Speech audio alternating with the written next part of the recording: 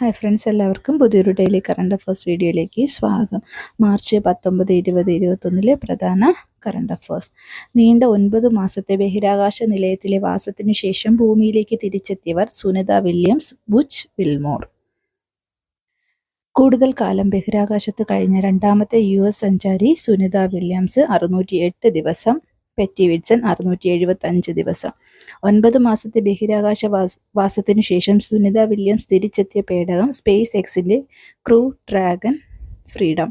സർക്കാർ സ്വകാര്യ മേഖലയിലെ സാന്ത്വന പരിചരണ സ്ഥാപനങ്ങളെ ഏകോപിപ്പിച്ച് ആരോഗ്യവകുപ്പ് നടപ്പാക്കുന്ന palliative care grid care Kerala.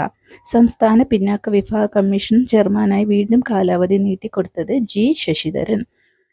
സ്വകാര്യ ഡേ കെയറുകൾക്ക് തുല്യമായ രീതിയിൽ കുഞ്ഞുങ്ങൾക്ക് സംരക്ഷണം നൽകുന്ന പദ്ധതി അങ്കനവാടി കം ക്രഷ്. അന്താരാഷ്ട്ര ഒളിമ്പിക് കമ്മിറ്റിയുടെ ആജീവനാന്ത ഓണററി പ്രസിഡന്റായി നിയമിച്ചത് തോമസ് ബാച്ച്. പൂർണ്ണമായും AI ഉപയോഗിച്ച് നിർമ്മിച്ച പതിപ്പ് പുറത്തിറക്കുന്ന ലോകത്തെ ആദ്യത്തെ ദിനപത്രം ഇൽ ഫ്ലോമിഗോ, ഇറ്റാലിയൻ പത്രം.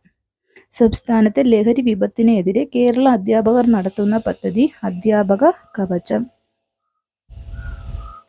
ഇതുപോലുള്ള ഡെയിലി കറണ്ട് അഫേഴ്സ് വീഡിയോകൾക്കായി ചാനൽ സബ്സ്ക്രൈബ് ചെയ്യുക. Please like, share and comment.